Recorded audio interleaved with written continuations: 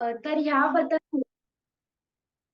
ह्याबद्दल माहिती आपल्याला आज आपले डॉक्टर्स आणि टेक्निशियन्स देणार आहेत.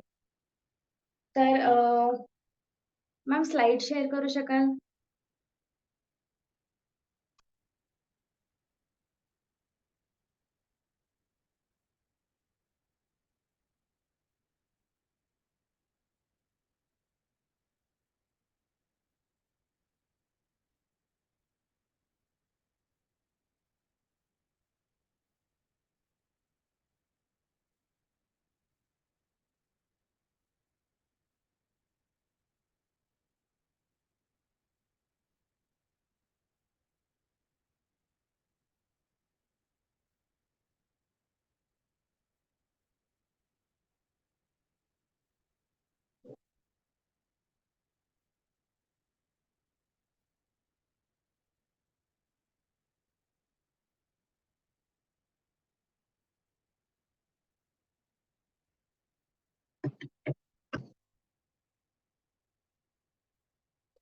आपल्या प्रोग्राममध्ये पुढे जायच्या आधी आम्ही तुम्हाला अनम्यूट करू.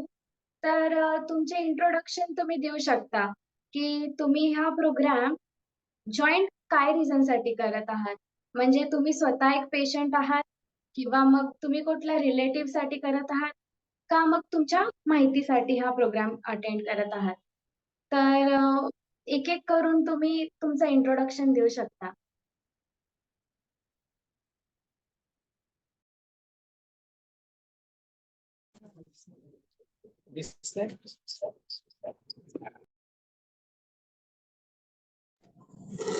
मी कामिनी साठे, मला अस्थमा आहे म्हणून साठी मी हा प्रोग्राम अटेंड करत आहे. ओके. पुढे? मला मध्ये ऑक्सिजन कमी झाली होती, तर तो लेवल आता बरोबर आहे, पण त्याच्याकरता कधी कमी न पडू त्याच्याकरता मला शिकायचं आहे पुढे. ओके, ठीक आहे. नेक्स्ट पेशंट बोल. हाँ, मैं माझे मिस्टर शरद फडके ते पेशंट आहे, ते बोलतात. ओके. हॅलो. हा सर बोला, आवाज येतोय तुमचा. आणि मी ऍक्च्युली सीओपीडी पेशंट आहे. ओके. तर मध्ये मध्ये आता या वेदरमुळे जरा त्रास होतो. ऑक्सिजन लेवल करता काय करायचं? क्वेश्चन सर आपण नंतर घेऊयात. आता बरं. तुमचं इंट्रोडक्शन होऊन जाऊ देत. त्यानंतर आपले जे डॉक्टर्स आणि जे बरं. ते देतील ठीक. आपल्याला. ओके, मग ठीक आहे. ओके. नेक्स्ट अजून कोणी इंट्रोडक्शन देण्यासाठी? मी सांगेन, माझं शरद Phadke, I am COPD patient. मला जास्त माहिती पाहिजे होती म्हणून मी जॉईन केलं. ओके, ठीक आहे. Next patient? मी पेशंटच होतो.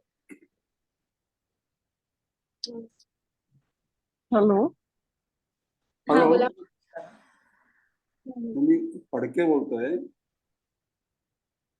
हो सर, तुमचं इंट्रोडक्शन झालेलं आहे. आता आपण पेशंटला त्यांचं इंट्रोडक्शन द्यायला सांगू. हॅलो, मी सायली पाटील. हॅलो. हो बोला मॅम. हा, मी माझं LVF 20% 20 to 30% आहे आणि आता मी सध्या ऑक्सिजन वरती आहे. तर त्याच्यामुळे मी माझ्या फ्रेंडनी सजेस्ट केलं म्हणून मी आज तुम्हाला घालवते. ओके. Okay, thank you. ज्यांचे इंट्रोडक्शन देऊन झालंय त्यांनी माईक बंद केला तरी चालेल. नेक्स्ट पेशंट, अजून introduction?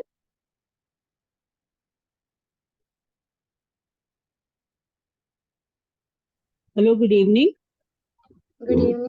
I am Brinda Subramaniam. Okay. I have been recommended by pulmotherapist Dr. Preeti Patil. I am a COPD patient and I am on 6 liter oxygen continuously. Okay. Yeah. Next, sir. अजून कुणाला introduction द्यायचे आहे?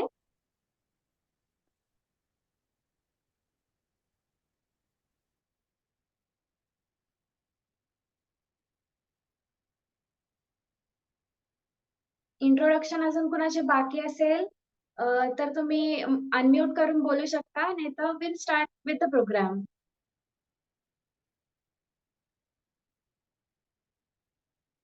Okay. So moving forward, आपलं home oxygen therapy हा आजचा आपला topic आहे. तर ह्यामध्ये आपल्याला जी काही माहिती लागणार आहे किंवा काही क्वेश्चन्स असतील, ते सगळे आज आपल्याला इथे ह्या प्लॅटफॉर्मवरती भेटतील. So ma'am, next slide. Okay. Sir, आजच्या आपल्या प्रोग्राममध्ये जे जे डॉक्टर्स आणि एक्सपर्ट्स जे बोलणार आहेत, तर मी त्यांचं एक थोडक्यात आपल्याला इंट्रोडक्शन देते. तर फर्स्टली डॉक्टर श्रद्धा कुलकर्णी या पल्मोनॉलॉजिस्ट आहेत आणि इथे ट्युलिप हेल्थ केअरमध्ये ते आपल्याला अवेलेबल असू शकतात. इथे ओपीडी आहे त्यांचं. सो स्क्रीनवरती तुम्हाला त्यांची माहिती भेटेल. Okay. Next slide. Doctor Preeti Patil ह्या इथे फिजिओथेरपिस्ट आहेत. त्यांचं स्पेशालिटी आपली कार्डिओपल्मनरी सायन्सेस मध्ये आहे. म्हणजे आपल्या या ब्रीथिंग प्रोग्राम मध्ये ज्या काही आपल्याला एक्सरसाइज वगैरे लागतात, त्या प्रीती मॅम आपल्याला गाईड करू शकतात. Next slide ma'am.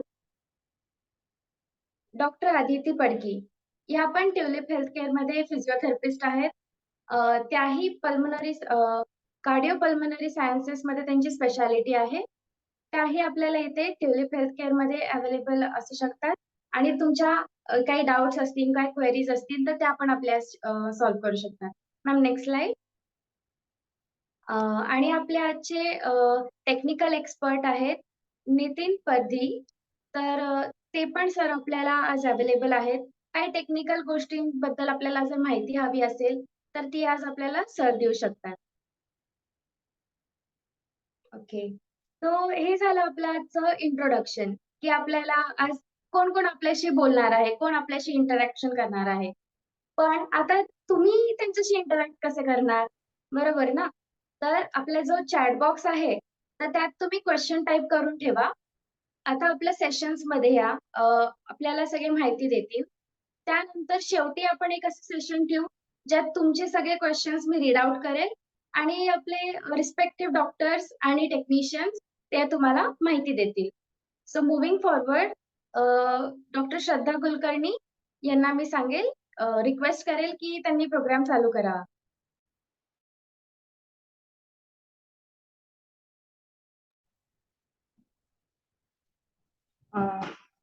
Good evening and welcome to today's program. मला फक्त आय थिंक मोस्टली आपण सगळे मराठी बोलतोच आहे. फक्त I think Hello, doctor. It will be preferable if you speak in Hindi or English. yes, no Hindi problem. should be fine because that way majority will be able to understand. सबको यहाँ पे हिंदी चलेगा? ऐसा कोई है जिसको हिंदी ठीक से समझ में नहीं आता है? अगर है तो चैट बॉक्स में जस्ट डाल दीजिए आपको आ रहा है अगर हिंदी से, तो हम लोग कोशिश करेंगे कि हिंदी मराठी दोनों में ऑल्टरनेटली बात करें. हिंदी चलेगा सबको?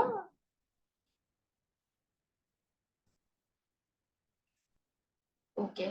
चैट में कोई नया मैसेज तो नहीं दिख रहा है, तो I think will talk in Hindi only. ठीक है. सो आज के सेशन का आइडिया ये था कि कई बार बहुत सारे पेशेंट्स घर पे ऑक्सीजन यूज करते हैं, लेकिन उनके मन में बहुत सारे डाउट्स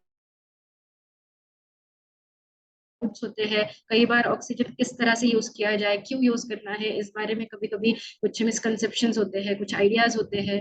तो उसमें सब कंसेप्ट अच्छे से क्लियर हो जाए कि हमको एग्जैक्टली ऑक्सीजन कब यूज करना है, कैसे यूज करना है, उसके टेक्निकल डिटेल्स क्या होते हैं, ऑक्सीजन यूज करने वाले पेशेंट्स को और क्या क्या एडिशनल प्रिकॉशंस लेने चाहिए, उनकी खुद की तबीयत किस तरह से संभालनी चाहिए. इस चीज के लिए हमने आज ये एक जनरल एजुकेशन सेशन रखा है. तो आज के सेशन में हम कवर करने वाले हैं ये सारे टॉपिक्स कि ऑक्सीजन थेरेपी क्या होता है, किसको घर पे ऑक्सीजन यूज करना चाहिए, लॉन्ग टर्म ऑक्सीजन थेरेपी जो होता है LTOT बोलते हैं उसे, वो क्या होता है, क्यों लेना होता है, उसमें क्या क्या अलग अलग चीजें होती है जो हम ध्यान में रखते हैं, ऑक्सीजन कितना लीटर रखे, कैसे डिसाइड करें कितने घंटे यूज करना है, वो हम डिस्कस करेंगे। और किस अलग अलग तरीके जिससे कि ऑक्सीजन यूज किया जा सकता है उसके बारे में हम आज डिस्कस करने वाले हैं।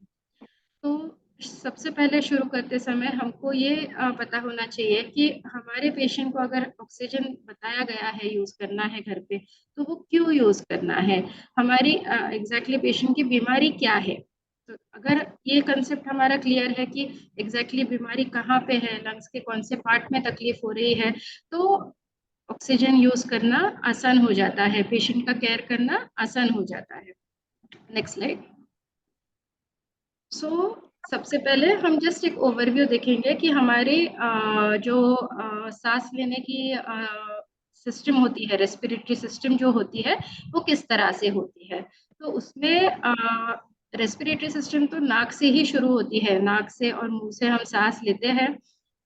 तो नाक में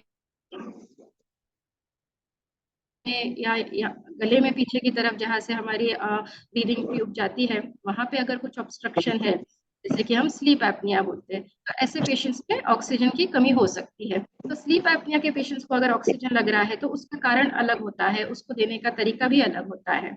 उसके आगे हम जब नीचे जाते हैं तो जो ब्रीदिंग ट्रैक्ट होता है, जो ट्रकिया बोलते हैं, और उसके आगे उसके पेड़ के दाहिनों की तरह ब्रांचेस होते जाते हैं। तो ये होती है हमारी ट्रकियोब्रोंकियल ट्री।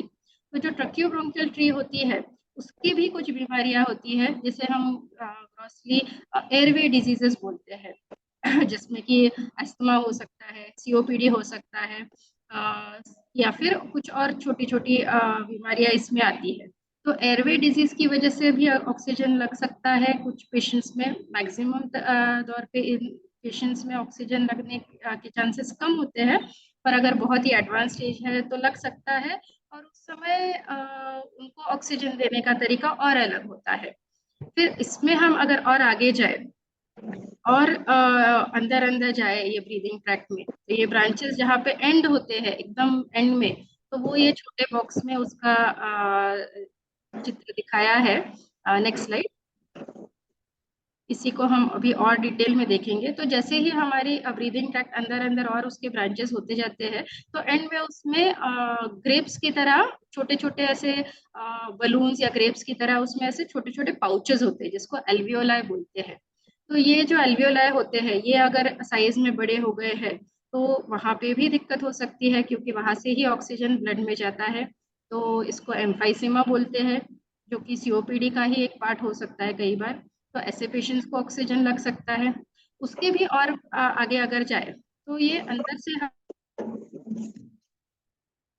हवा जो है ब्रीदिंग ट्रैक्ट से ये एल्वियोलाई तक पहुंच गई। फिर एल्वियोलाई और हमारा जो ब्लड वेसल्स जो होते हैं हमारे, तो उसके बीच में एक छोटा सा पर्दा होता है, जिसमें कि कनेक्टिव टिश्यू होता है। एक अंदर से लाइनिंग होती है लंग्स में।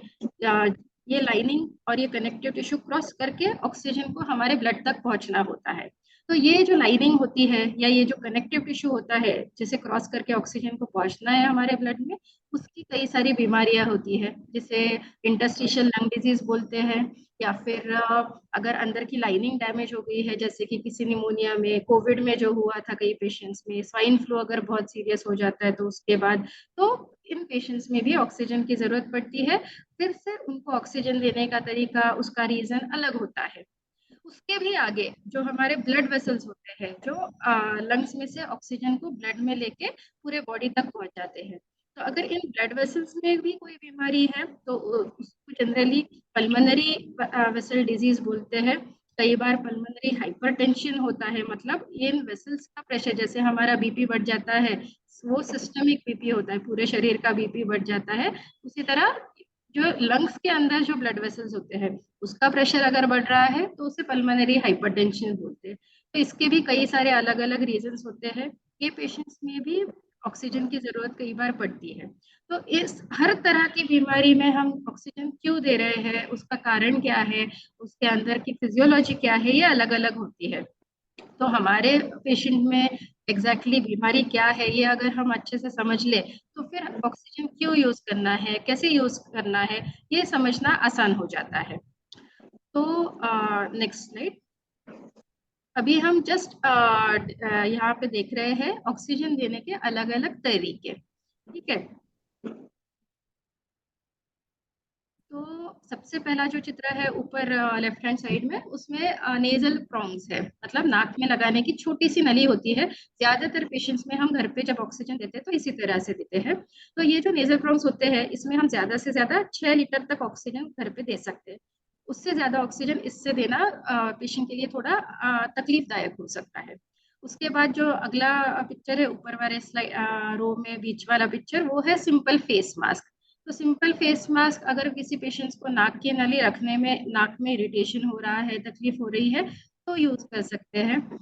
उसके आगे का जो है वो है हाई कॉन्सेंट्रेशन मास्क। ये जनरली हम घर पे एडवाइस नहीं करते हैं, ये हॉस्पिटल में देने का ऑक्सीजन का तरीका है।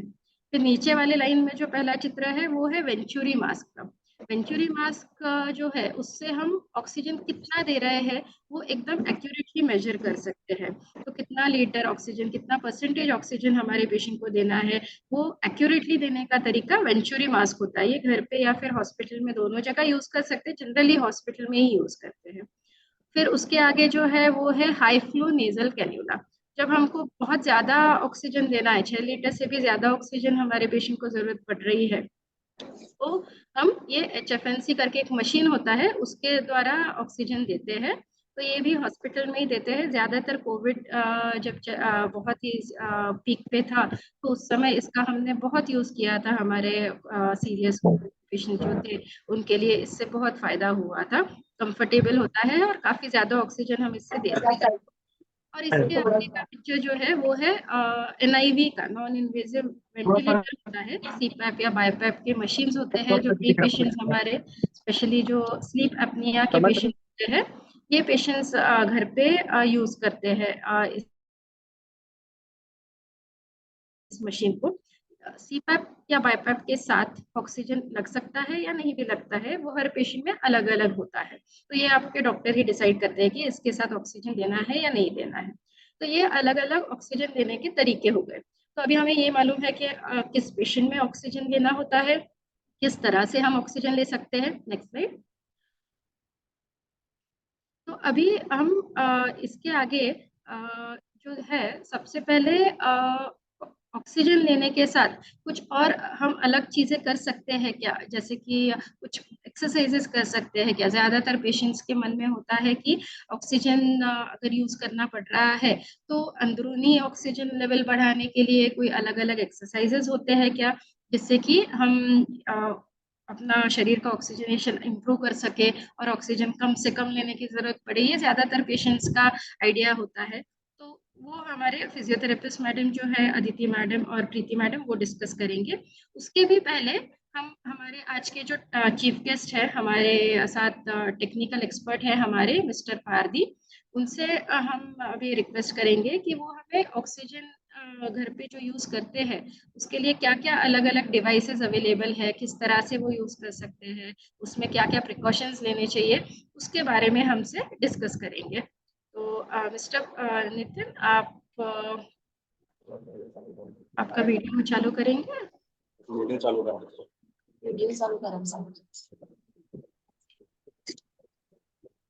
हाँ, मैम मधुरा मेडिकल से बोल रहा हूँ, IRS। हाँ, वेलकम आज के सेशन के लिए। मैम मशीन जो है ऑक्सीजन कॉन्सेंट्रेटर के प्रकार आपको बताता हूँ।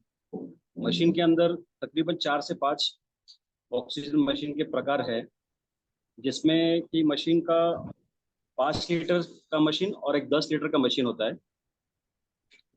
जिसमें पर मिनट हम 5 लीटर में 1 मिनट में 5 लीटर दे सकते हैं और 10 लीटर के मशीन में 10 लीटर दे सकते हैं।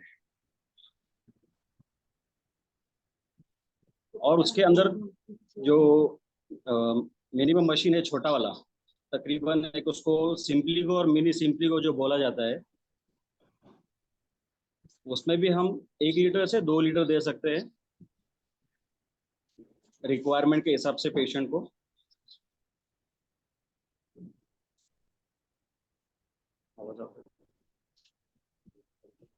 हेलो, हमें ये बताइए, हाँ, हमें ये बताइए कि ऑक्सीजन सिलेंडर और ऑक्सीजन कॉन्सेंट्रेटर में क्या फर्क होता है? ऑक्सीजन कॉन्सेंट्रेटर में एटमॉस्फेयर का ऑक्सीजन कलेक्ट करता है, प्योरिटी करता है और सप्लाई करता है। सिलेंडर में ऑक्सीजन भरा जाता है पहले से ही, जो कि कंपनी से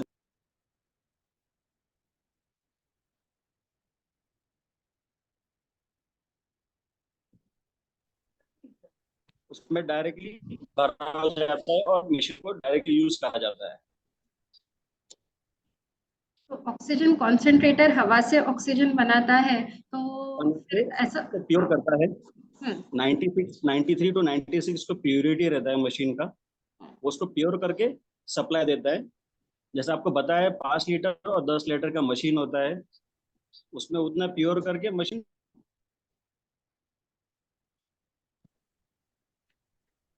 तो ये जो ऑक्सीजन कॉन्सेंट्रेटर होता है, ये अगर हवा में से ऑक्सीजन प्योर करता है, तो ऐसा होता है क्या कि आजू बाजू के लोगों को कम ऑक्सीजन मिलता है उसकी वजह से? नहीं, उसमें का जो मशीन है दोनों भी, उसके अंदर जो प्यूरिटी है मशीन का अच्छा रहता है। जो भी एक्सेल पार्ट है वो नीचे की तरफ रहता है मशीन के, तो उसके आसपास का जो एनवायरनमेंट रहता है उसको ज्यादा हार्म नहीं होता है और प्यूरिटी सप्लाई अच्छा रहता है उसका।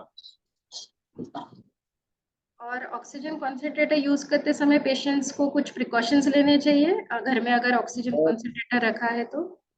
कॉन्सेंट्रेटर जैसे यूज करते वक्त कि जैसे कि किचन की तरफ ना हो,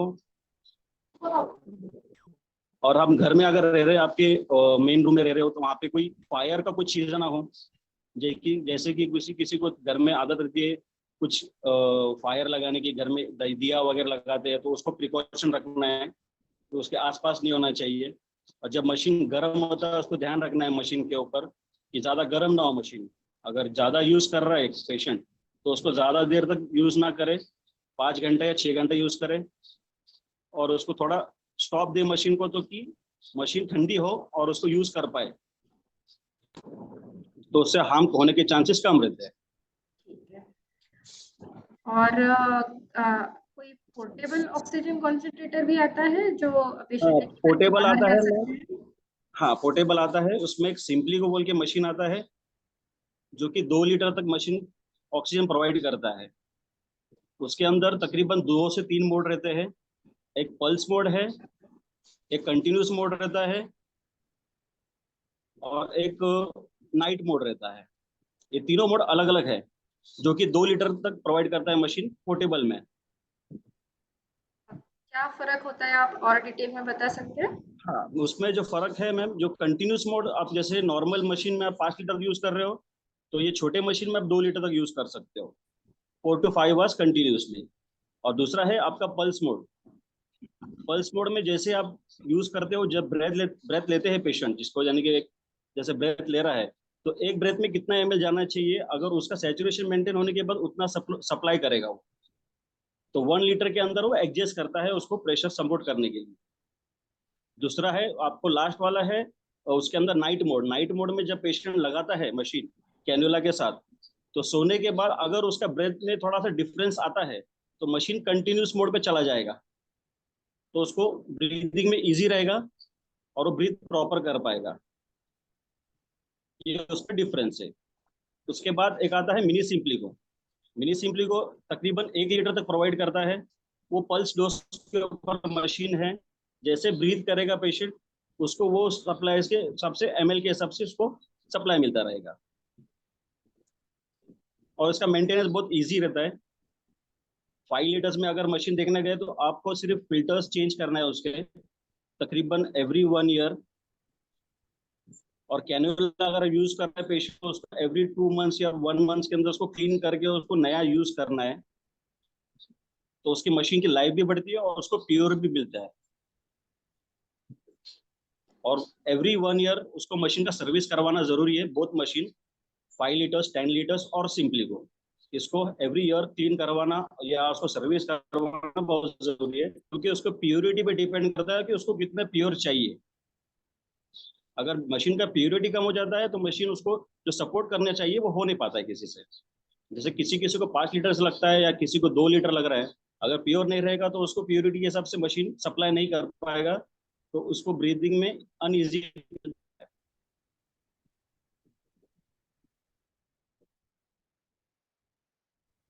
ये बहुत इम्पोर्टेंट चीज बताई आपने। मशीन का मेंटेनेंस बराबर से होना बहुत जरूरी होता है ताकि हमारे पेशेंट को कुछ दिक्कत ना हो। Yes ma'am. अभी हम आपसे क्वेश्चन आंसर सेशन में और भी हमारे कुछ अगर डाउट्स है तो वापस से डिस्कस करेंगे। Yes ma'am. हाँ, तो अभी आई रिक्वेस्ट डॉक्टर अदिति पड़की कि फिजियोथेरेपी के हिसाब से आपके कुछ इनपुट्स दे कि ऑक्सीजन पे जो पेशेंट्स रहते हैं उन्होंने खुद के लिए कुछ एक्सरसाइजेस करनी चाहिए, किस तरह से वो अच्छे से उनका दिन बिता सकते हैं, कि ऑक्सीजन पे रहना ये कोई लाइबिलिटी नहीं होनी चाहिए कि घर में दूसरों के ऊपर हमारा इतना ये डिपेंडेंस नहीं होना चाहिए, हम खुद के एक्टिविटीज खुद से कर पाए। ऑक्सीजन की जरूरत पड़ रही है मतलब अभी घर के बाहर नहीं निकल सकते हैं, कुछ भी नहीं कर सकते हैं, ऐसा होता है? या फिर कोई तरीका है कि ये पेशेंट्स खुद से पूरा दिन अपना बिता सके बिना किसी मेजर किसी हेल्प के? तो उसके लिए पेशेंट्स ने क्या क्या प्रिकॉशंस लेने चाहिए? अदिति। यस, तो अभी हम देखते हैं कि फिजियोथेरेपी एस्पेक्ट क्या होता है होम ऑक्सीजन के लिए। सो अभी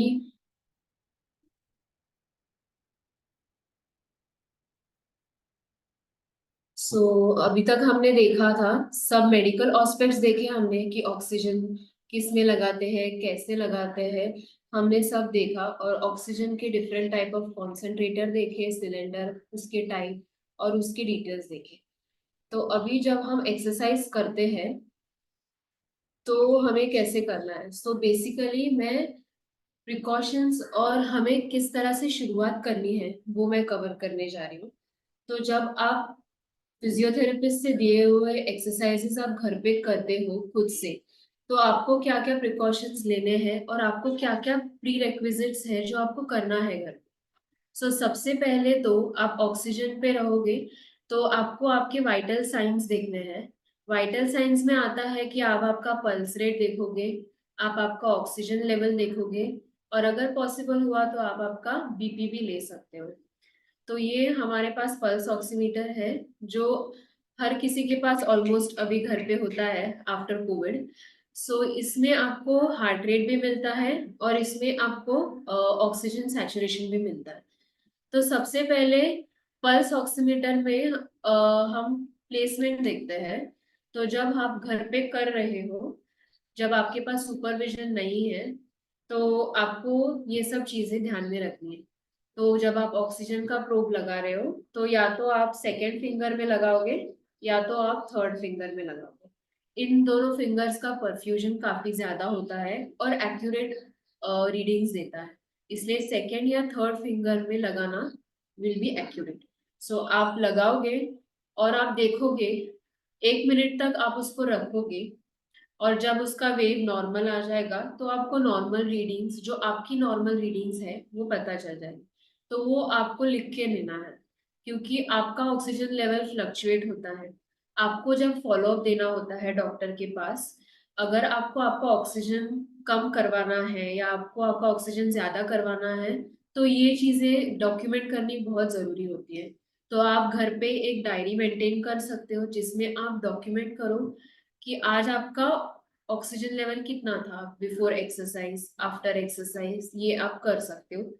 इसमें आपको लगा के सिर्फ 1 मिनट तक देखना है कि आपको क्या रीडिंग्स है। आफ्टर 1 मिनट जो भी रीडिंग आएगा उसको आप डॉक्यूमेंट करोगे। ये हुआ पल्स ऑक्सीमेट्री का। फिर नेक्स्ट है प्रिकॉशंस। जब भी आप एक्सरसाइज करोगे ऑक्सीजन के साथ, वो नॉर्मल जब हम एक्सरसाइज करते हैं उससे थोड़ा अलग होगा क्योंकि हमारे साथ कॉन्स्टेंटली एक वायर अटैच्ड होगी जो आपके नाक से होकर यहाँ पे और मशीन तक जाएगी। तो या तो आपके पास सिंगल वायर होगी या आप कनेक्टर लगा के आप दूसरी वायर को कनेक्ट कर सकते हो सो दैट आप यहाँ एक जगह से दूसरी जगह घूम सकते हो। ठीक है, तो जब आप एक्सरसाइज कर रहे हो तो वो जो वायर होगी तो उसमें आपको क्या प्रिकॉशन लेना है, तो टेक्निकली वो एक वायर है जो एक मशीन से अटैच्ड है और आप जगह पे होंगे। तो हो सकता है कि वो वायर ऐसे घूम जाए और उसमें किंक लगे, थोड़ा बेंड हो जाए। तो जब आप एक्सरसाइज स्टार्ट करोगे आपको देखना है कि the wire is bend free, कोई बेंड्स नहीं है। अगर कोई बेंड्स होंगे तो जो हीटर पे आपने ऑक्सीजन सेट किया है वो भी आपको कम लगने लग सकता है, क्योंकि ऑक्सीजन का फ्लो हैम्पर होगा। सो आपको सारे बेंड्स हटाने हैं, वायर को स्ट्रेट करना है, फ्री करना है और फिर रखना है। दूसरी चीज है क्लीनलीनेस। तो जब भी अभी आप ऑलरेडी होम ऑक्सीजन पे हो तो आपको वो पूरा एरिया डस्ट फ्री रखना है, जो मशीन है वो डस्ट फ्री रखनी है। और उस मशीन में उस मशीन को कनेक्ट कर रहे हो और जहाँ से निकाल रहे हो वो पूरा डस्ट फ्री होना बहुत जरूरी है। सेकेंडली, जो मशीन का बॉटल होता है जिसमें हम पानी भरते हैं तो वो आपको डेली चेंज करना है। आज आपने पानी चेंज किया तो दिन भर वो रहेगा और फिर नेक्स्ट डे आपको सुबह पानी चेंज करना है और फिर से बॉटल फिट करनी है। सो ये जो पानी है वो रेगुलरली चेंज होगा। आप नॉर्मल वाटर भी यूज कर सकते हो। देन थर्ड चीज है कि ओपन फ्लेम्स। अभी जैसे आप खाना बनाते हैं तो ओपन फ्लेम होता है, जैसे उन्होंने बोला था कि घर में दिया लगाते हैं तो ओपन फ्लेम होता है, या आप कहीं कैंपिंग पे जा रहे हो, कहीं घूमने गए हो उस ऑक्सीजन को लेके, तो बॉर्न फायर लगा है सामने, तो आपको वो एटलीस्ट 10 to 20 स्टेप्स पीछे रखने का ट्राई करना है। जितना हो सके वो आपके पीछे रहेगा उतना वो अच्छा है। जितना हो सके आप ओपन फ्लेम से उसको दूर रखोगे उतना उसको अच्छा। अभी जैसे मैम ने दिखाया था आपको कि हमारे ऑक्सीजन डिलीवरी के 2-3 तरीके होते हैं जो हम घर पे यूज करते हैं और 2-3 तरीके होते हैं जो हम हॉस्पिटल में यूज करते हैं। तो अभी जब हम घर में यूज करते हैं वो ज्यादातर वक्त हम नेजल कैन्यूला यूज करते हैं, जो नाक में जाता है और कान के पीछे से यहाँ से आता है। सो जो नाक में जाता है तो वो आपको इरिटेशन हो सकता है नाक में। सो उससे सोरनेस हो सकता है। वो कॉन्स्टेंटली अगर आप 4-5 घंटे रख रहे हो तो उससे इरिटेशन होगा, ड्राइनेस होगा, सोरनेस होगा। तो हम कैसे अवॉइड करेंगे? तो आप आपके डॉक्टर से बात कर सकते हो और उनसे प्रिस्क्रिप्शन ले सकते हो। दो चीजें आप यूज कर सकते हो, एक है लिक्विड पैराफिन और एक है सलाइन नेजल ड्रॉप्स।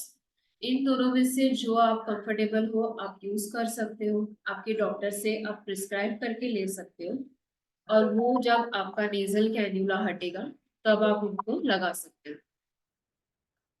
तो इस तरह से आप वो इरिटेशन को भी अवॉइड कर सकते हो। काफी बार हमारा ऑक्सीजन लॉन्ग टर्म में होता है, सो वो इरिटेशन हो जाएगा, इसलिए आपको इसको अवॉइड करना है और आप ये 2 टेक्निक्स यूज कर सकते। ओके, सो अभी हम एक वीडियो ब्रॉडकास्ट करेंगे तो जिसमें हम दिखाने वाले हैं कि आप घर पे कैसे चल सकते हो। ठीक है, so exercising with oxygen and pacing. So मैं आपको पहले वीडियो दिखाती हूँ।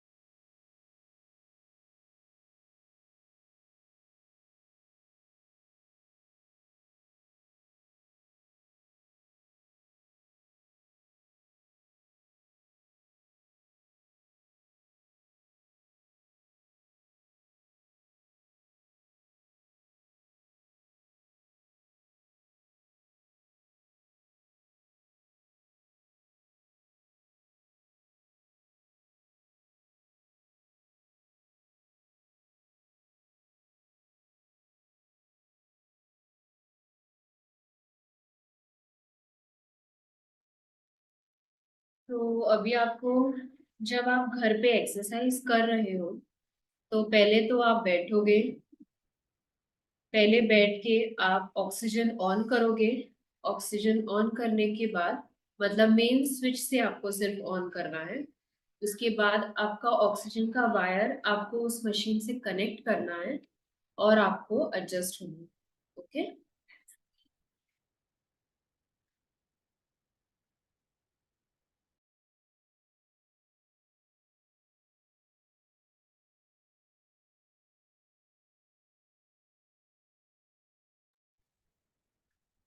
सो जैसा कि आप देख रहे हो, सो आपको इतना एरिया आप कवर कर सकते हो अगर आपका ये ऑक्सीजन कॉन्सेंट्रेटर है।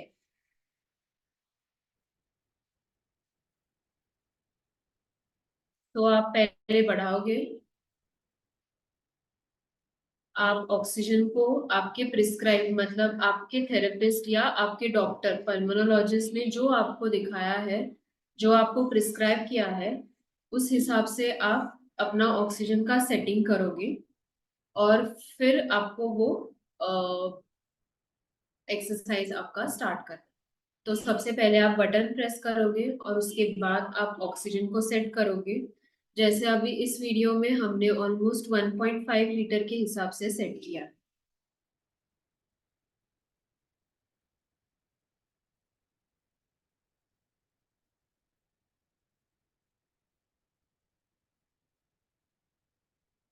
सो अभी 1.5 लीटर सेट हो गया है। फिर उसके बाद आप वायर ट्यूबिंग वगैरह एडजस्ट करो। आप देखो कि कोई बेंड्स नहीं है, सब चालू है। उसके बाद आप पॉज लोगे बिफोर स्टार्टिंग विथ वॉकिंग। आप थोड़ी देर के लिए ब्रीद इन करोगे और ब्रीद आउट करोगे। नाक से लंबी सांस लेके मुंह से छोड़ना है। आप 10 बार ऐसा कर सकते हो। आपको पहले खुद को रिलैक्स करना है।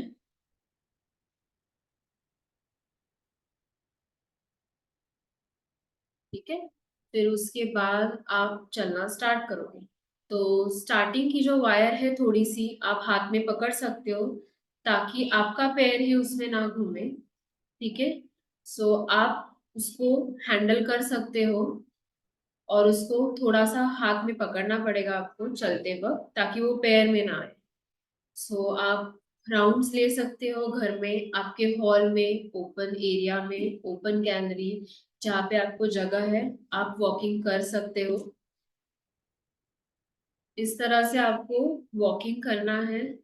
सो अगर कभी आपको लगे तो आप पॉज कर सकते हो। बहुत दम लग रहा है तो पीछे जाके एक चेयर लेके बैठ सकते हो और आपको थोड़ा आगे झुक के बैठना पड़ेगा सो दैट आप थोड़े रिलैक्स हो जाओ, आपका ब्रीदिंग थोड़ा स्लो हो जाए और आपको ब्रीदिंग एक्सरसाइज करने हैं जो हम यहाँ पे सिखाते हैं। जिस तरह से अभी हो रहा है वैसे आप ऑक्सीमीटर लगा के रख सकते हो। फिर आप वापस शुरू करोगे वॉकिंग। जब तक आप कर सकते हो तब तक आप करोगे वॉकिंग। फिर से आप चाहिए तो पॉज ले सकते हो। जैसे मैंने पकड़ा है वैसे हल्की वायर हाथ में पकड़नी है ताकि वो मिक्स ना हो जाए, व्हील्स के बीच में या आपके पैर के बीच में मिक्स नहीं होनी चाहिए।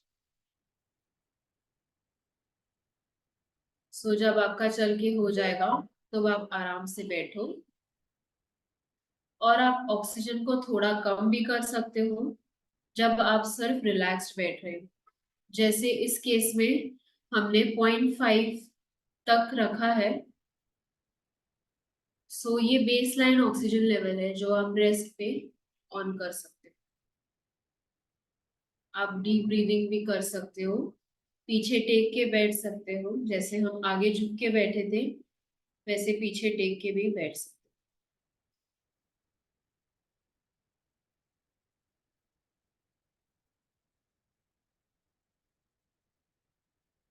सो ये था वीडियो कि आप घर पे कैसे चल सकते हो ऑक्सीजन के साथ।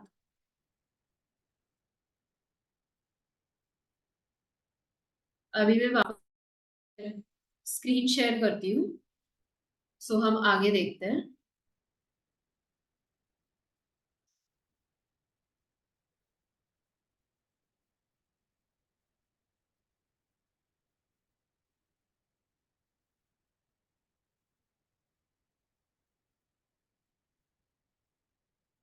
ओके, सो जनरल मोबिलिटी आपको कैसे करनी है उसका आपको आइडिया आ गया है, ये वीडियो भी आपने देखा है।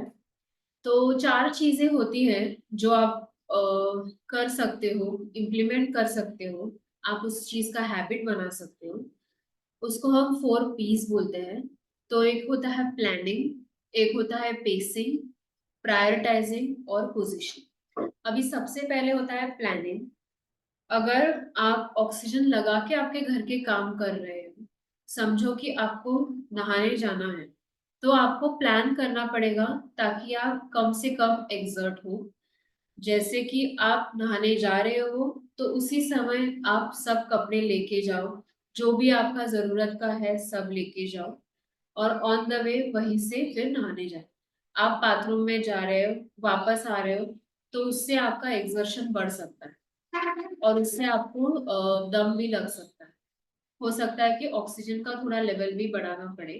तो इसलिए अगर आप प्री प्लान करोगे चीजें, आप एक रूम से दूसरे रूम में जा रहे हो, तो जो भी नेसेसरी चीजें हैं वो आप लेके जाओ। ये एक एग्जाम्पल हुआ प्लानिंग का। उसके बाद होता है पेसिंग। पेसिंग मतलब आपको एक रिदम बिठाना है। अभी जैसे आपको जाना है कहीं बाहर और आपके पास ऑक्सीजन नहीं है, आप शॉर्ट डिस्टेंस के लिए ही जा रहे हैं। तो अब मान लेते हैं कि हम सेकेंड फ्लोर पे रहते हैं, मैं सेकेंड फ्लोर पे रहती हूँ समझिए, और मुझे जाना है ग्रोसरी शॉप पे जो कि सामने ही है। तो अगर मुझे ऑक्सीजन लेके नहीं जाना है, आपका बेसलाइन सैचुरेशन जो है आप मॉनिटर कर रहे हो, समझो कि 89-90 तक है और आपको ऑक्सीजन ले ही लेके जाना है, तो आपको आपका रिदम बिठाना पड़ेगा, आपको पेस करना पड़ेगा। तो मैं अगर यहाँ से फर्स्ट फ्लोर के उतर रही हूँ, फर्स्ट फ्लोर उतरने के बाद मैं 1 मिनट पॉज लूंगी, मैं थोड़ा ब्रीद इन ब्रीद आउट करूंगी एंड देन सेकेंड फ्लोर। या आप जब उतर रहे हो या चढ़ रहे हो या चल रहे हो, तो फॉर एग्जाम्पल आप 4 स्टेप्स तक ब्रीद इन ले रहे हो और 6 स्टेप्स तक ब्रीद आउट ले रहे हो। सो अगर आपने आपका ब्रीदिंग और आपके एक्टिविटीज को पेस किया, तो आप ऑक्सीजन सैचुरेशन मेंटेन कर पाओगे थोड़े लिमिट तक, थोड़े यहाँ तक। फिर उसके बाद होता है प्रायोरिटाइजिंग। अभी जो पेशेंट्स ऑक्सीजन पे है या अदरवाइज ऑल्सो जो पेशेंट्स ऑक्सीजन पे नहीं है, तो उनका एनर्जी लेवल जो होता है वो दिन ब दिन घटते जाता है। आप जितना फ्रेश मॉर्निंग में होगे उतना फ्रेश आप शायद इवनिंग में ना हो, आप थक गए हो। देर आर 100% चांसेस कि ऐसा हो कि आप थक गए हो और आप और कुछ ना कर पाए। तो उस केस में आपको आपके दिन का schedule banana would be the profitable thing. जैसे आप सुबह उठोगे तो आज आपका मीटिंग है और आपको ग्रोसरी शॉपिंग जाना है और आपको मूवी देखने जाना है, तो इन तीनों चीजों में से आपको प्रायोरिटाइज करना है कि ओके मैं आज मीटिंग करूंगी, उसके लिए मुझे एनर्जी चाहिए तो मैं वो पहले करूंगी। फिर उसके बाद अगर आपको ऑप्शन है तो आपको आपका डे रीस्केड्यूल करना है। जो चीजों को प्रायोरिटी है वो पहले करनी है और जो चीजों को प्रायोरिटी नहीं है वो आप लेटर के लिए पुश कर सकते हो। जो चीजें स्पेशली आप आराम से कर सकते हो वैसी चीज। सो इसको हम बोलते हैं कि आप प्रायोरिटाइज करें, आपका दिन और आपका वीक प्रायोरिटाइज कर सकते हैं। फिर उसके बाद है पोजिशनिंग, जो हमारा चौथा पी है। तो जब आपने वीडियो में देखा कि मैं चल रही थी ऑक्सीजन लगा के, उसके बाद मैंने 2 बार पॉज लिया, एक बीच में पॉज लिया और एक एंड में पॉज लिया। सो जब हमने बीच में पॉज लिया तो मैं ऐसे आगे झुक के बैठी थी, तो मैंने खुद को पोजीशन दिया था, और एंड में मैंने खुद को वापस पोजीशन दिया, मैं पीछे होके बैठी। सो दोनों टाइम मैंने अपना अपर बॉडी रिलैक्स करने का ट्राई किया। अपर बॉडी आपका रिलैक्स हो जाएगा तो आपके जो मसल्स है वो ज्यादा से ज्यादा ब्रीदिंग के काम आएंगे और आपका ब्रीदिंग थोड़ा रिलैक्स हो जाएगा। तो जब भी आपको ज्यादा दम लगे, जब आप बाहर जा रहे हो, समझो कि ग्रोसरी शॉप जाना है, सामने ही है, लेकिन आपको दम लग रहा है, तो गेट पे थोड़ा सा रुक के, पीछे झुक के थोड़ा ब्रीद इन ब्रीद आउट करना है, या फिर खड़े होके थोड़ा आगे झुक के, पैरों पे दोनों हाथ रख के थोड़ा आगे झुक के ब्रीद इन ब्रीद आउट करना है। इस तरह से आप खुद को पोजीशंस दे सकते हो। इसको हम डिस्निया रिलीविंग पोजीशंस बोलते हैं मेडिकल टर्म में।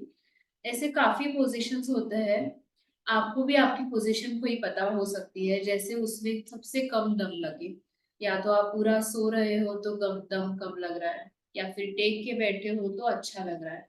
तो ऐसे कुछ हमारे प्रेफर्ड पोजीशंस भी रहते हैं काफी बार, जो आप यूज कर सकते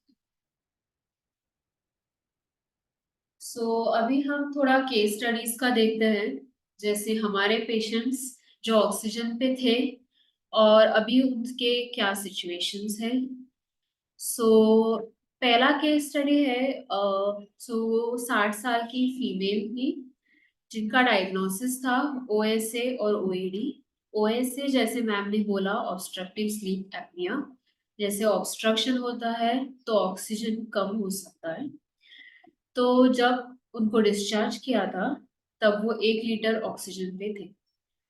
जब उन्होंने हमारे साथ फॉलो अप किया था, प्रॉपर मेडिसिन दिए थे, और उनके 13 to 15 सेशंस हुए थे फिजियोथेरेपी के, जिसमें उन्होंने काफी सारे एक्सरसाइजेस किए थे, वॉकिंग किया था जैसे अभी आपने देखा ऑक्सीजन के साथ भी। तो पहले उनका बहुत कम था वॉकिंग, बट फाइनली उनका 150 मीटर्स तक जा पाया। अभी उनका जो ऑक्सीजन एडमिनिस्ट्रेशन है, वो ऑक्सीजन सिर्फ तब लगाते हैं जब उनको एकदम जरूरत हो, वरना वो ऑक्सीजन नहीं लगाते। स्टार्टिंग विथ 1 लीटर, अभी she is almost without oxygen. अभी हमारे दूसरे हैं पेशेंट। उसमें वो भी 60 इयर्स की फीमेल थी, उनको आईएलडी हुआ था, जैसे मैम ने आपको एक्सप्लेन किया स्टार्टिंग के स्लाइड में कि लंग टिश्यू में थोड़े चेंजेस आते हैं, तो ऑक्सीजन का परफ्यूजन नहीं होता, तो उसमें हम आईएलडी बोलते हैं। उसमें हमें दम लग सकता है, खांसी आ सकती है, और आपका ऑक्सीजन लेवल भी ड्रॉप हो सकता है। तो वो पेशेंट जब डिस्चार्ज हुई थी तब उनको ऑक्सीजन था 1 to 1.5 लीटर्स पर मिनट। तो अभी इतना ऑक्सीजन उनको स्टार्टिंग में था। तो स्टार्टिंग में उन्होंने जब एक्सरसाइजेस स्टार्ट किए, ब्रीदिंग एक्सरसाइज और बाकी एक्सरसाइज भी जब उन्होंने स्टार्ट किए, तब भी उनको उतना ऑक्सीजन की जरूरत पड़ रही थी। उनका ऑक्सीजन लेवल भी कम हो रहा था और वो काफी दम लग रहा था। बट जैसे जैसे सेशंस प्रोग्रेस हुए, उन्होंने प्रॉपर मेडिसिन का फॉलो अप किया, प्रॉपर फिजियोथेरेपी का भी फॉलो अप किया, तो अभी उनका जो ऑक्सीजन का लेवल है वो बेसलाइन ही 1.5 से 0.5 पर आ गया है। अभी ऐसा भी है कि दिन भर में 2-3 घंटे ऐसे भी होते हैं कि जब वो ऑक्सीजन नहीं लगाते, बाकी वक्त जब भी लगाते हैं तभी वो 0.5 लीटर्स के आसपास का ऑक्सीजन होता है। ये एक तरह का अचीवमेंट है कि आप उतने लीटर से आप कम पे आओ, क्योंकि जो ऑक्सीजन है वो एक प्रकार का ड्रग है। जैसे हम बाकी ड्रग्स लेते हैं, जैसे बाकी मेडिसिन लेते हैं, वैसे ऑक्सीजन भी एक तरह का मेडिसिन है।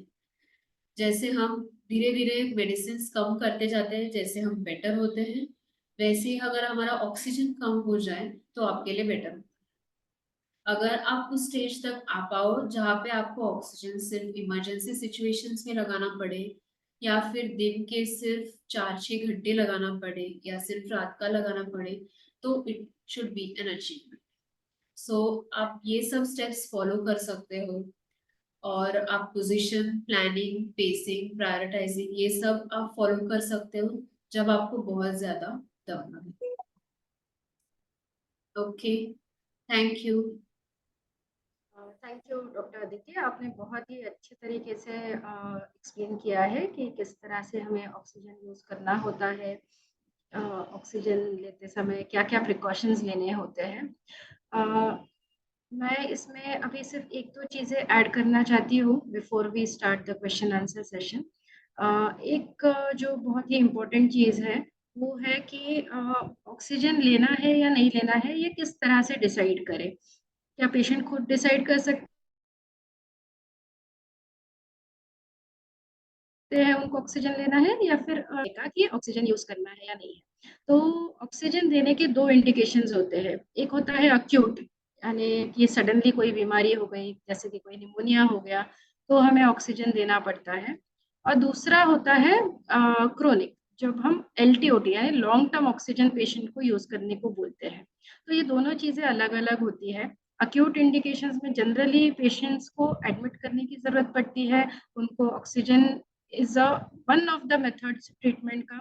उसके साथ उनको कई और अलग अलग दवाइयाँ लगती है, इंजेक्शन लगते हैं उनकी बीमारी ठीक करने के लिए। तो अक्यूट इंडिकेशंस हम आज कवर नहीं कर रहे हैं, हम मेनली आज लॉन्ग टर्म इंडिकेशंस देख रहे हैं, LTOT किन किन पेशेंट्स को लगता है। तो जब भी किसी पेशेंट का ऑक्सीजन लेवल कम रहता है, तो परसिस्टेंट फॉलोअप्स में हमको दिख रहा है कि पेशेंट का ऑक्सीजन कम रहता है, तो हम ढूंढने की कोशिश करते हैं कि उनका ऑक्सीजन लेवल कितने हद तक कम हो रहा है। एक तो रेस्टिंग, जब वो सिर्फ बैठे हैं उस समय उनका ऑक्सीजन लेवल कितना होता है, और दूसरा है चलते समय या एक्सरसाइज करते समय कितना रहता है। तो ये दो चीजें देखने के बाद उसका और डिटेल्ड इवैल्यूएशन भी हम करते हैं। सिर्फ पल्स ऑक्सीमीटर पे जो हम ऑक्सीजन सैचुरेशन देखते हैं, उसके ऊपर भी हम डिसाइड कर सकते हैं ऑक्सीजन देने की जरूरत है या नहीं, या फिर हम उसको और डिटेल में चेक करने के लिए आर्टीरियल ब्लड गैस ABG करके एक टेस्ट होता है, उसमें चेक करते हैं कि पेशेंट का ऑक्सीजन लेवल कितना कम रहता है। तो एक पर्टिकुलर लेवल के नीचे अगर उनका ऑक्सीजन लेवल रहता है तो LTOT दिया जाता है। इसके साथ और भी कुछ चीजें हम देखते हैं, जैसे कि खून का गाढ़ापन, जिसे हम हिमेटोक्रिट बोलते हैं, ब्लड टेस्ट होता है एक वो। तो अगर खून बहुत गाढ़ा हो रहा है, कमी की जरूरत पड़ सकती है। और तीसरी चीज होती है कि ऑक्सीजन कम रहने की वजह से हार्ट पे कितना प्रेशर आ रहा है, कि पल्मोनरी हाइपरटेंशन हो रहा है क्या पेशेंट को। तो अगर राइट हार्ट का प्रेशर बढ़ रहा है ऑक्सीजन कम रहने की वजह से, तो ऐसे पेशेंट्स में भी हम LTOT long term oxygen prescribe करते हैं। तो इसमें इम्पोर्टेंट वर्ड प्रिस्क्राइब है। ऑक्सीजन एक दवाई की तरह ही लेना है, उसको जितने घंटे लेने के लिए बोला है, जितने लीटर रखने के लिए बोला है, उसी तरह से उसको यूज करना है। क्योंकि ऑक्सीजन एक ऐसी दवाई है जो कम मात्रा में भी हानिकारक होती है और ज्यादा मात्रा में भी हानिकारक हो सकती है। तो आपको जो भी आपके डॉक्टर ने प्रिस्क्रिप्शन दिया है किस तरह से ऑक्सीजन यूज करना है, उसे फॉलो करना बहुत जरूरी है। दूसरा है कि कुछ पेशेंट्स में ऑक्सीजन की कमी के साथ कार्बन डाइऑक्साइड का रिटेंशन भी होता है। तो लंग्स के दो इम्पोर्टेंट फंक्शंस होते हैं, एक तो शरीर को ऑक्सीजन पहुंचाना और दूसरा शरीर में से जो कार्बन डाइऑक्साइड तैयार होता है उसे बाहर निकालना।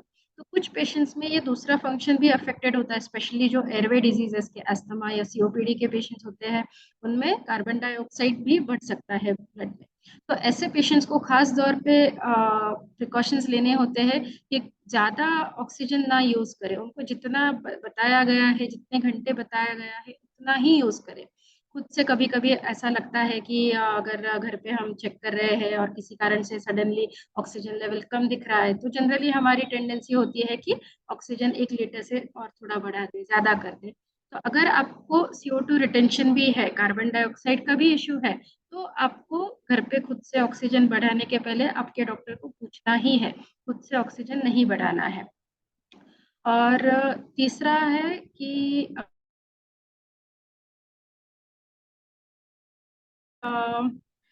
कितने घंटे हम प्रिस्क्रिप्शन में लिखते हैं कि कितना ऑक्सीजन कितने घंटे यूज करना है, तो उसी हिसाब से यूज करना है। आपको बताया है 16 से 18 घंटे यूज करना है, लेकिन किसी कारण से आप 5-6 घंटे ही यूज कर रहे हैं, तो उसका आपको मैक्सिमम बेनिफिट नहीं मिलने वाला है। तो उसको सही मात्रा में सही समय के लिए अगर यूज किया गया, तो उसका आपको मैक्सिमम बेनिफिट मिलता है। तो ये कुछ एडिशनल पॉइंट्स मुझे बोलने थे। अभी इसके आगे हम आई थिंक सेशन ओपन कर सकते हैं, क्वेश्चन आंसर्स अगर कुछ है तो वो डिस्कस करेंगे और उस लेट अस सी फिर तन्वी।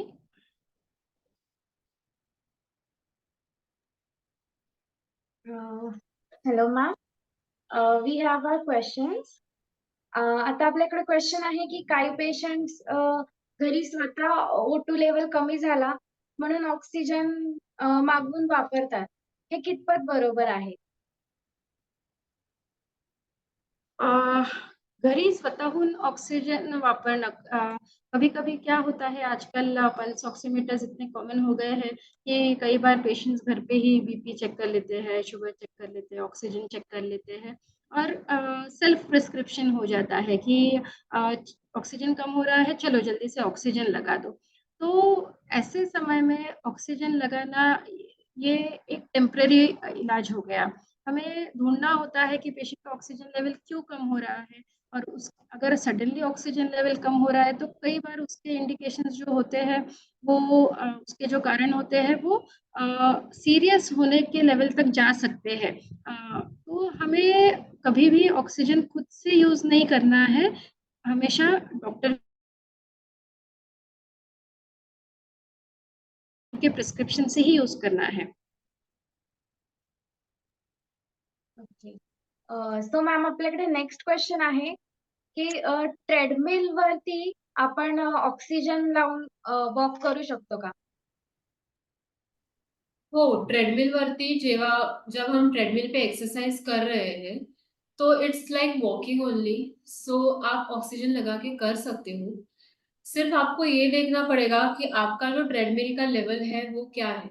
जैसे आपने अगर ज्यादा हाइट रखा है, ज्यादा स्लांट रखा है, या आप ज्यादा स्पीड पे कर रहे हो, तो उस हिसाब से आपको ऑक्सीजन आपका एडजस्ट करना पड़ेगा। आपके ऑक्सीजन रिक्वायरमेंट्स काफी बढ़ सकते हैं। तो आप ऑक्सीजन को बढ़ा सकते हो, लेकिन आपको पहले डॉक्टर से एक बार बात करनी पड़ेगी कि आप कितना बढ़ा सकते हो और आपका ट्रेडमिल का अभी का लेवल क्या है जो आप एक्सरसाइज कर रहे हो। तो उस हिसाब से आप सेट करके ऑक्सीजन के साथ आप ट्रेडमिल पे वॉक कर सकते हो, कोई इशू नहीं।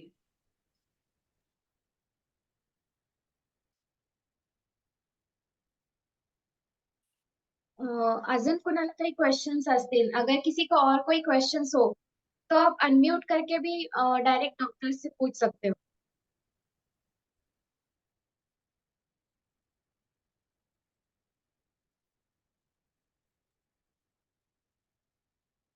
अजून जर कुणाला काही प्रश्न असतील तर अनम्यूट करून तुम्ही डायरेक्ट क्वेश्चन विचारले तरी चालतील.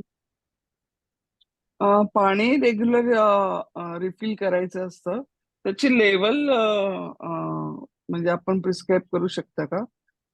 कधी कधी पाणी वरती येतं त्या ट्यूब मधून, तर त्याला काही करू शकतो का?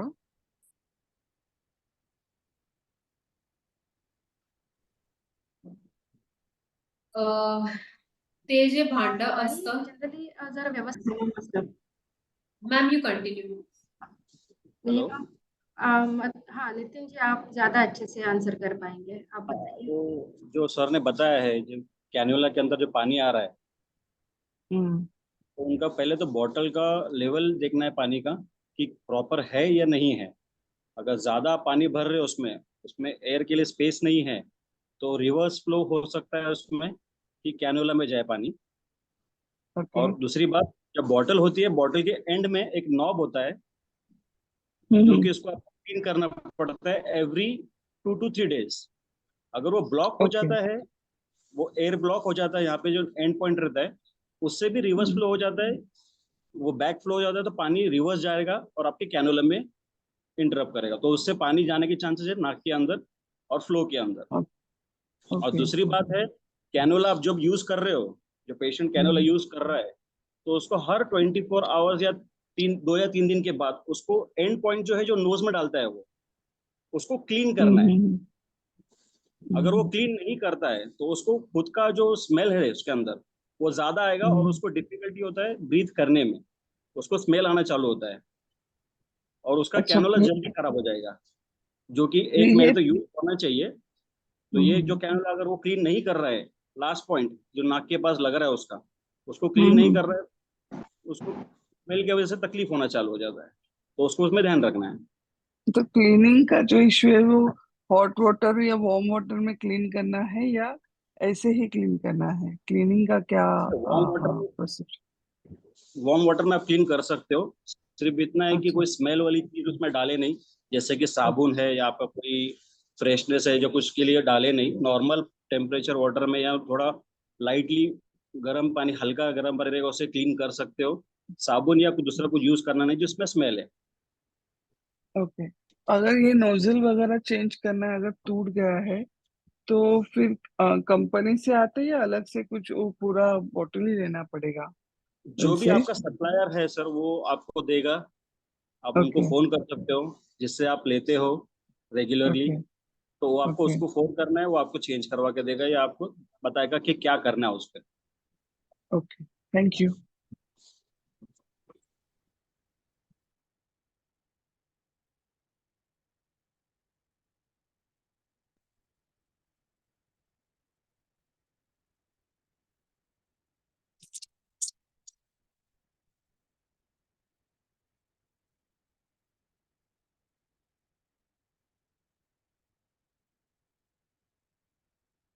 Tanvi, one quick question, please.